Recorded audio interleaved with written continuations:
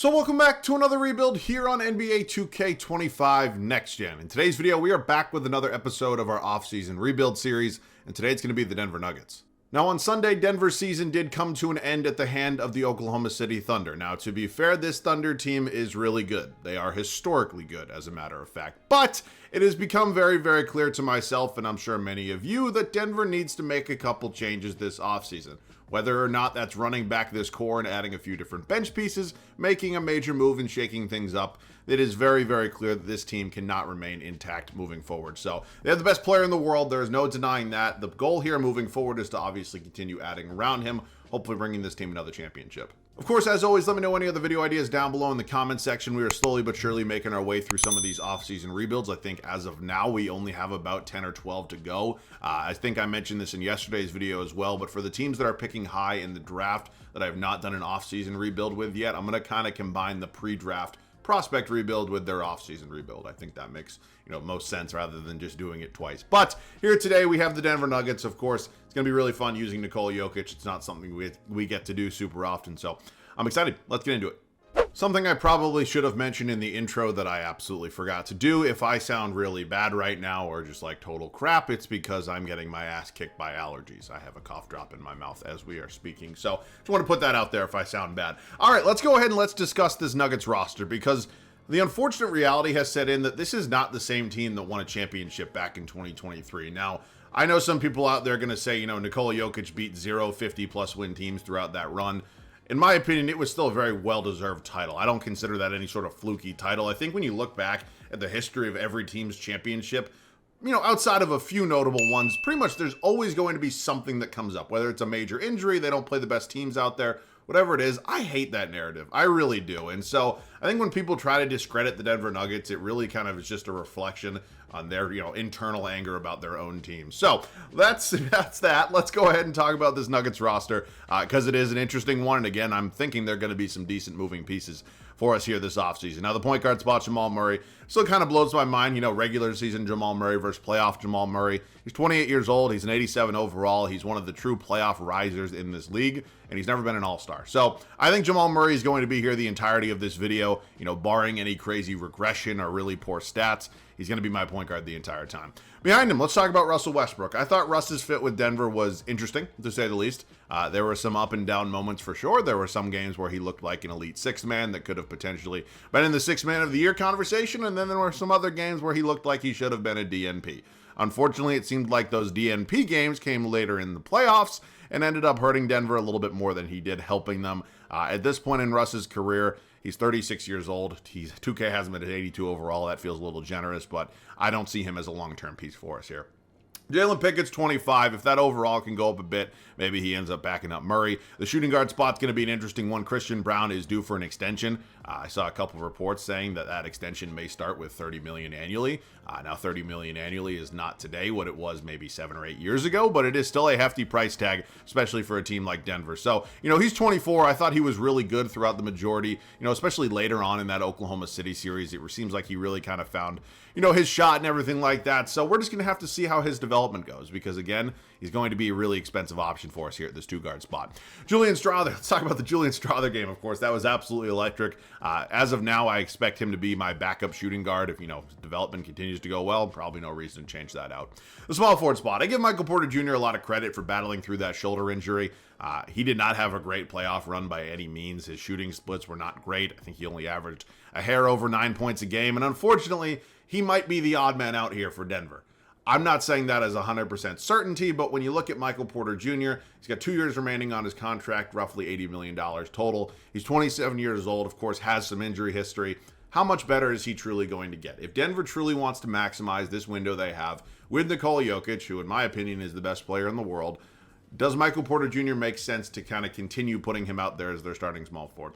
I don't know. Of course, it's much easier said than done. And of course, here at 2K, a Michael Porter Jr. trade is not going to be nearly as hard as it would be in real life, but it is something that I'm considering and something that I suspect Denver will consider this offseason. I think Peyton Watson can be a really impactful piece for this team moving forward. Again, it's just going to be a lot about development for this younger-ish bench. We've got a 25-year-old Hunter Tyson here at the power forward spot. I give a ton of credit to Aaron Gordon.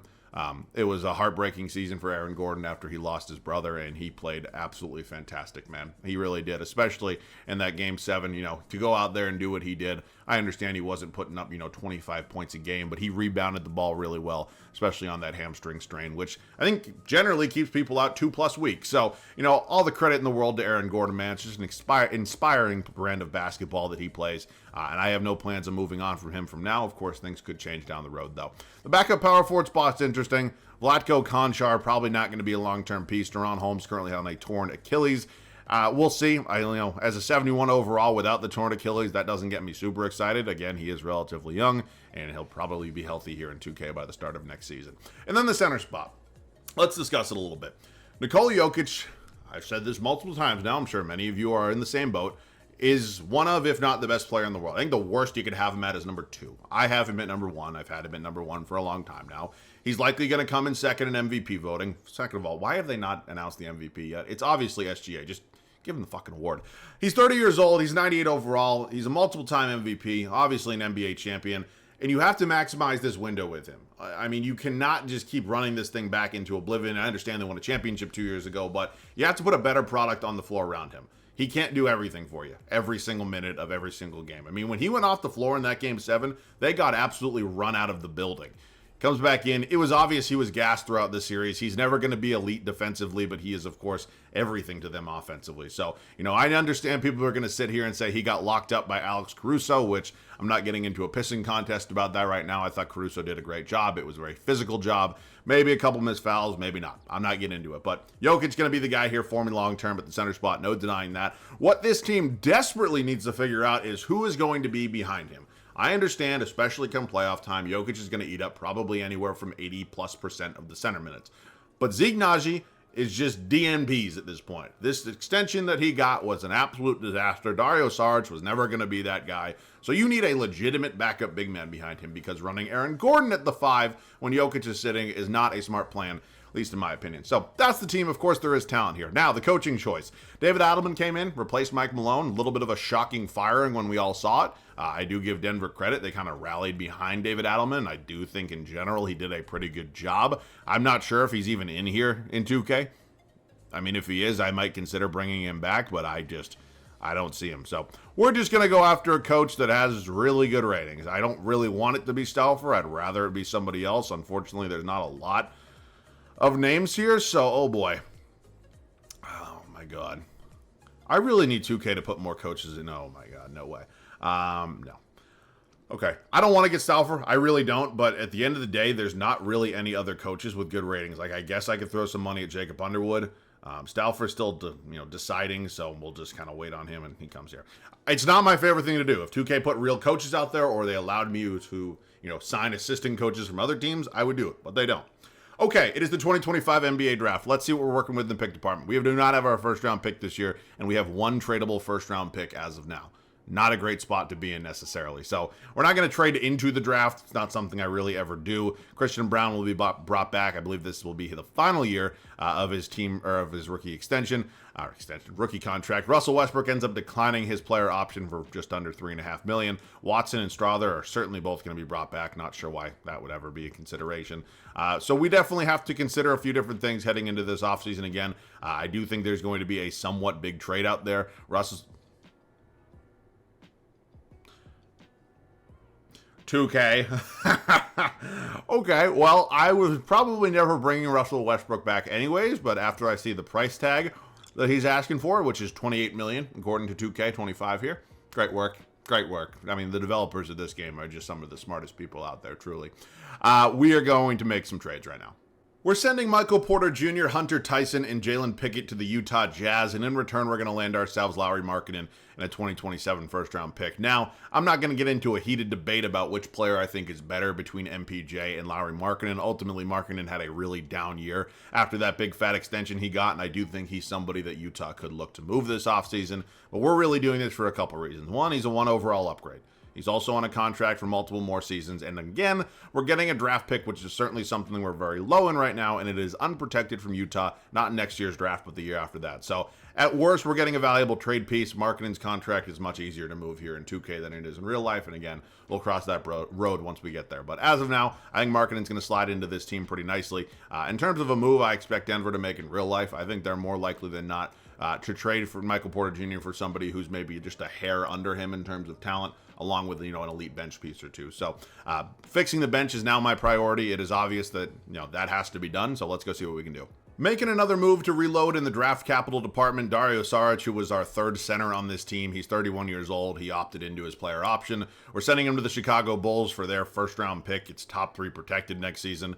This might be the steal of the century if this ends up at number 4 or anywhere near there. So yeah, this feels like a home run deal. Again, just adding draft picks because it's something we desperately need as of now. So I'm pretty content, other than that. Again, I think the Zeke Naji contract is a lot worse in real life than it is here in 2K.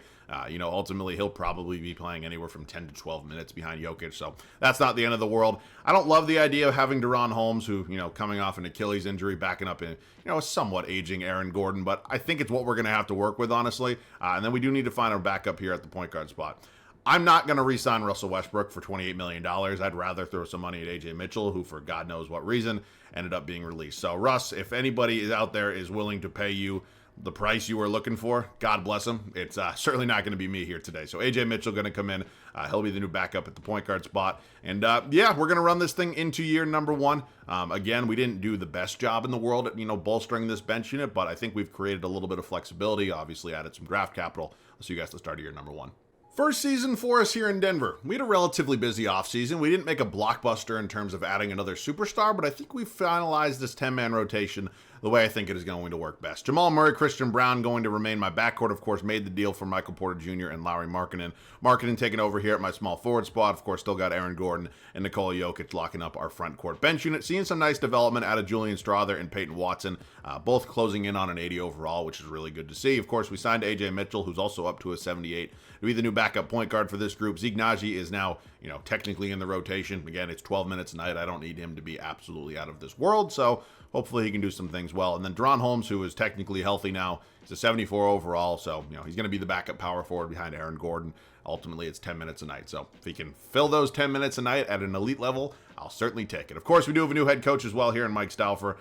Again, I'm not going to keep beating a dead horse. It's not my favorite thing to do, getting him repeatedly, but 2K kind of leaves me with no choice. So that's where we're at for now. Again, we're clearly going to be a playoff team. I understand the West is loaded, but we are a pretty solid squad. Are we up there with the top of the top contenders like the Oklahoma City Thunder and everybody like that? I don't know if we're quite there, but it should be a really interesting first season here in Denver.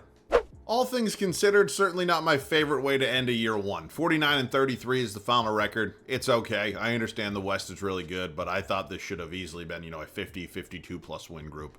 SGA winning, probably another MVP. I'm assuming he gets it done this year. Again, I'm still not sure why they haven't announced it yet. I'm recording this on Monday, afternoon. You're seeing this on Tuesday afternoon. I have no idea why it's still not out. Cooper Flagg ends up falling to number 3, the Philadelphia 76ers. Completely hit the lottery, and he wins Rookie of the Year. You got Josh Giddey coming off the bench in Detroit. Giannis wins Depoy. You got Most Improved going to Evan Mobley. Trae Young, Clutch Player of the Year, 62-20. Nobody loves the Dallas Mavericks like NBA 2K25, let me tell you. All right, so we end up as the 5 seed here. We're going to be battling with San Antonio in round 1. Wemby versus Jokic would be an insanely fun playoff matchup. I think back, again, I'm getting completely off track here. Does anybody remember that regular season game between the Spurs and the Bucks? It was Giannis and Wemby going back and forth, and it was truly, I don't know why it sticks with me so much. It was such a fun basketball game to watch. I don't know why. It's just stuck in my head, thinking about Wemby in the first round here. All right, nonetheless, here are the numbers. Jamal Murray, Nikola Jokic, our 2 leading scorers. Markkanen, emerging nicely as our 3rd option. Pretty, similar-ish to what I would expect out of Michael Porter Jr. Aaron Gordon doing his thing. Strawther, Mitchell. I thought Christian Brown could potentially be a bit better. Seeing some regression here in the scoring department. His shooting splits are also down, which is never really encouraging, especially in a contract year. Watson, Najee, and then Deron Holmes. The rebounding department, led by Jokic, assist. You guessed it. All right, round 1. Us against Wemby and the Spurs here. De'Aaron Fox, Stephon Castle. You got Devin Vassell, Jeremy Sohan, Wembanyama, Keldon Johnson, Malachi Branham. They're a good team. You can, open to interpretation if you think Wemby or Jokic is the better player. I think we're clearly more experienced. We go out and show that. We win the series in 5. Now we're moving on to the 1 seed Dallas Mavericks, who of course 2K loves. Like nobody else, they took Ace Bailey with the first overall pick. He's been pretty solid. You got Najee Marshall here. A lot of moving pieces. Okay, whoops, didn't mean to do that. We dropped the first 2 on the road. We win game 3 on our home floor and game 4. We are now down 3-2, and we get bounced in 6.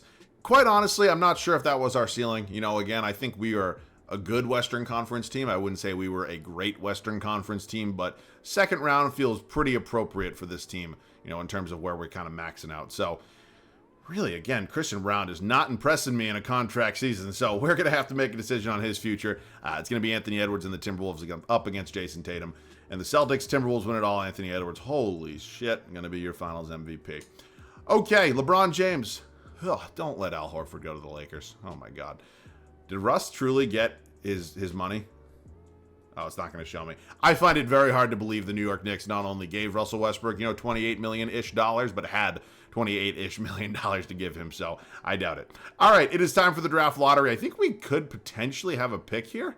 Not 100% sure on that. Okay, that Chicago pick's top 3 protected, so everything is kind of going according to my plan. Hell, we traded Dario Saric for this pick, so please don't go into the top 3. The one time I do not want to move up, please stick at 4 or lower. Please, I am begging you, 2K.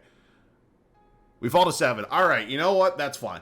It's not my favorite thing in the world, but I can live with it.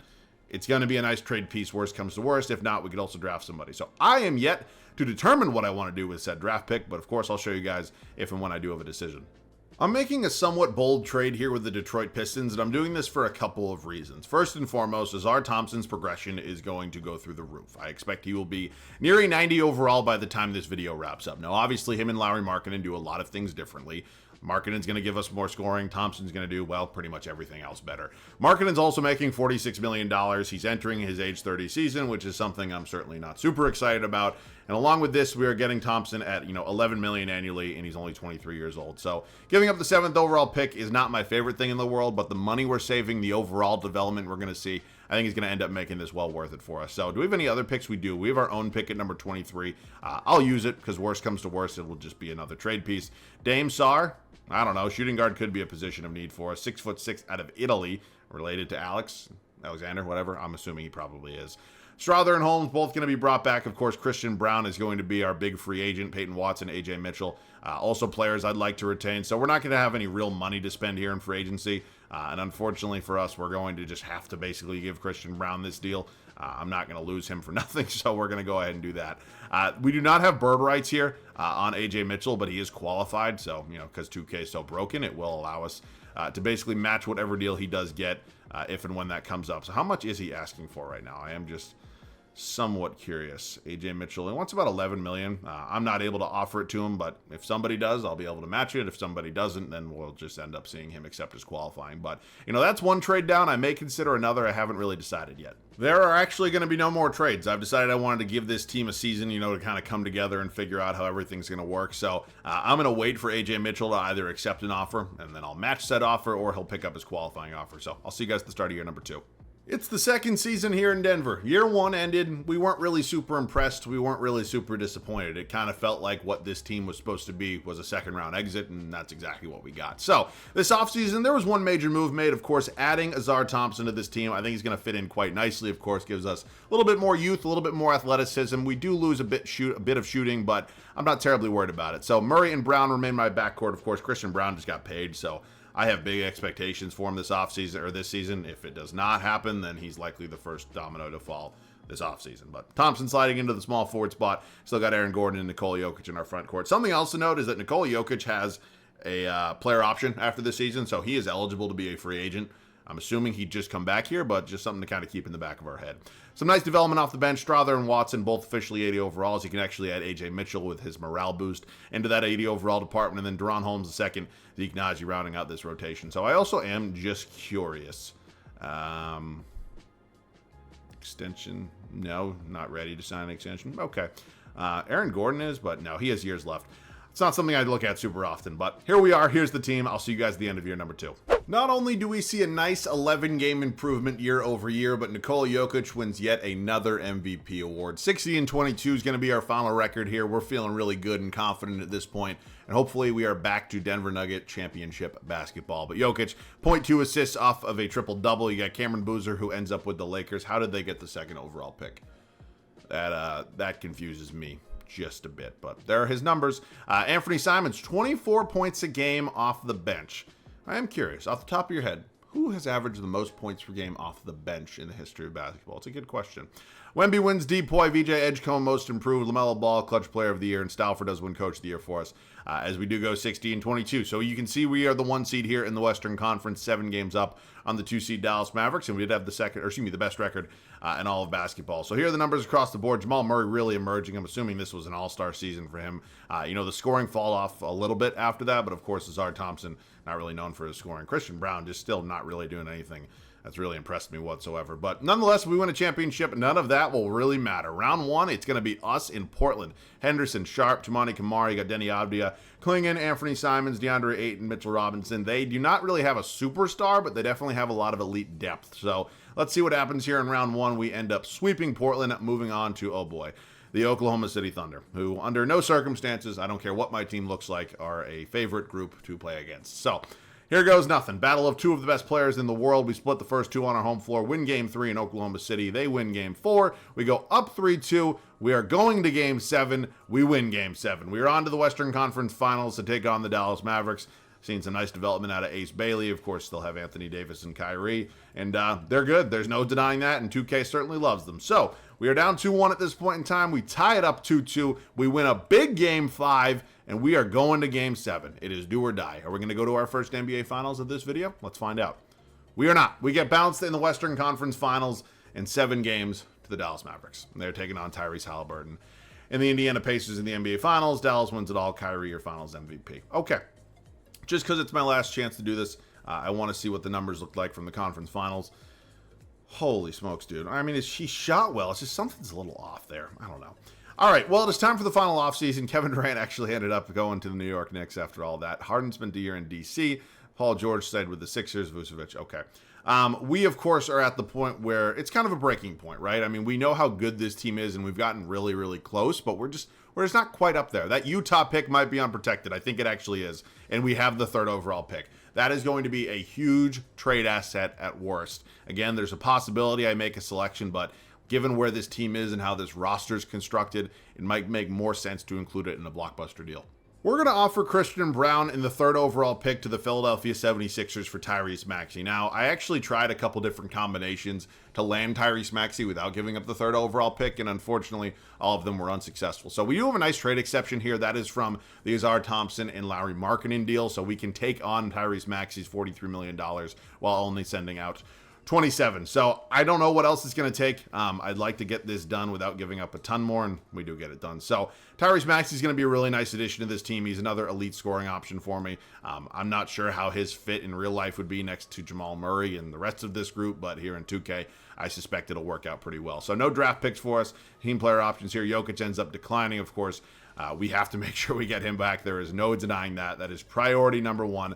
Without a doubt. He only has 5 offers, and none of them are even real contracts. So, yeah, I'm going to make sure I get Jokic back, and then I'm happy to wait on Strother and Mitchell, but very, very surprising that there was not a single other team out there that was interested in really bringing in Nikola Jokic. So, Strother wants about $20 million annually. That feels like a relatively realistic price tag for him, and I do think I want to make one more upgrade to this bench unit. We're making a deal here with the Memphis Grizzlies. We're sending Zeke Naji, Dame Sarr, who of course we drafted in the 1st round last year, and a 2028 1st round pick. And in return, we're going to land ourselves PJ Washington. Now, I know he's listed as a small forward. I'm actually going to play him at the backup power forward spot. I think it's a nice veteran addition to this team that could really benefit us. So Washington stays the same. Watson also stays the same. I don't know. I'll just move Washington to the backup 4. And then we now need to find ourselves a new backup center. I understand that we still do have Deron Holmes II on this team. He's going to be in a deal, 2 first-round picks as well, and we'll just see if there's any sort of center out there that can maybe make some sense for me. So, well, there are a couple centers we're being offered. Unfortunately, none of them are, high overalls or whatever. So let's just look briefly. Again, it's not that big of a deal. Whoever we add is not going to be playing a ton of minutes, so if we can find a center like $6 million that's under contract, Yves Missi would be nice, but probably don't have the assets for that to happen. I get Iguodala so much, and there's like nobody else here I'd really even be interested in. All right, I'll out of curiosity just check if Missi, is a possibility. I again highly, highly doubt it, but I'll offer up every draft pick I have remaining, and then we'll just kind of curiously check. Again, highly doubt it. No. All right. Oh boy. what actually happens to Holmes' overall? I mean, he's 6'10". He stays the same at center. Why the hell not? We'll just leave him there. He's better than pretty much any other option we could have traded for. So at this point, we are going to head into the third and final season with this rotation. Of course, we're still waiting on AJ Mitchell. It kind of sucks for him personally that no team's really offering him a contract, but 2K is not allowing me to pay him, so I'll just, again, end up matching anything he ends up getting, and I'll see you guys at the start of the final season. Last season obviously ended in heartbreak. We went to 7 games of the Western Conference Finals. We were a few minutes away from being in the NBA Finals. And this offseason, we decided it was pretty evident, actually, that we needed another piece of this team. We made a major move. New backcourt mate here for Jamal Murray. That is going to be Tyrese Maxey, of course. A nice progression out of Thompson. And then still got Aaron Gordon and Nikola Jokic in our front court. So the starting 5 is easily the best it has been at any point throughout this video. Bench unit's also developing quite nicely with guys like Julian Strawther, Peyton Watson, AJ Mitchell, who again accepted his qualifying. 2K's so broken with the contracts that the CPU hands out. It sucks. It just kind of is what it is.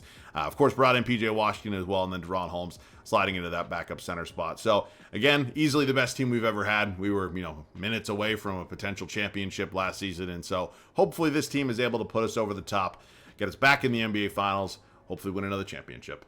A historic final season for us here in Denver. Not only does Nikola Jokic win yet another MVP award, he leads us to the, tied for the best record in NBA history of 73-9. I hope our 73-9 season does not end like the Warriors did. All right, Jokic MVP. Dylan Mingo. I don't think I've ever heard of this young man, but he's your Rookie of the Year in Chicago. Nolan Traore coming off the bench in Indiana is your 6th man. Wemby wins Depoy. You got Will Riley, Most Improved. Darius Garland, Clutch Player of the Year. And our guy, Mr. Mike Stouffer, your Coach of the Year. Okay, if 73-9 can't get it done, then I'm not really sure what can at this point, because we were absolutely dominant throughout this season. We had 3 elite scoring options. Everything else kind of fell into place, and I am really hoping this is the team that can get it done. It is the New Orleans Pelicans here in round 1. Josh Giddey, Dylan Harper, Kareem Lopez, Zion Williamson, Yves Missi, Nikola Topic. You got Santi Aldama, Jordan Hawkins. I think they're beatable. They are definitely solid for an 8 seed, but I think we are just way too good for them. All right, sweeping round 1, moving on to Golden State. Okay, they've made some moves around Steph Curry. Interesting. I think they're beatable. No denying that. And, of course, we do have the best player in the series. So, up 2-1 at this point. Oh, boy, here we go. We're up 3-2, and oh, my God. Thank you. Western Conference Finals, once again. It is the Dallas Mavericks, who have basically been my kryptonite throughout this video. Ace Bailey is now tied at a 92 overall with Kyrie, and, well, I think we're going to need a little bit of luck to get this one done. I'm not going to, oh, my God. What is it about the Dallas Mavericks that 2K fucking loves so much? I do not get it. I genuinely do not understand it. It's perplexing. Like, they're a good team, but they're out here playing like, oh my God, Jokic, dude, what the fuck? Oh, buddy. I mean, Strawther was fantastic. Maxey fucking blew. Gordon was not, oh my God. Well, a disappointing ending, nonetheless. Did they just come back from being down 3-1? I mean, you'd think it's the 2017 Warriors or the 97 Bulls out here. I mean, what on absolute God's green earth, man. Okay, well, Nuggets fans, my apologies. I thought I put together a really good team, but ultimately 2K it has a crush, and it's on the Dallas Mavericks, and that's just the way these things go sometimes. So I had a lot of fun with this one, though. Of course, being able to add pieces around Jokic is always really beneficial. And maybe there was a move or two that I should have made that I did not. I mean, that's just the way these ones go. So hopefully you guys still enjoyed. Of course, let me know any other rebuild ideas down below in the comment section. We're going to continue to make our way through these offseason rebuilds for teams that have officially been eliminated. Along with that, we're going to continue the pre-draft prospect rebuilds, the LeBron era rebuilds, any other challenges that you guys are looking to see. So that's going to cap this one off, man. Hopefully you guys enjoyed it. So as always, thanks so much for watching. I love you guys. I'll catch you guys all in the next one.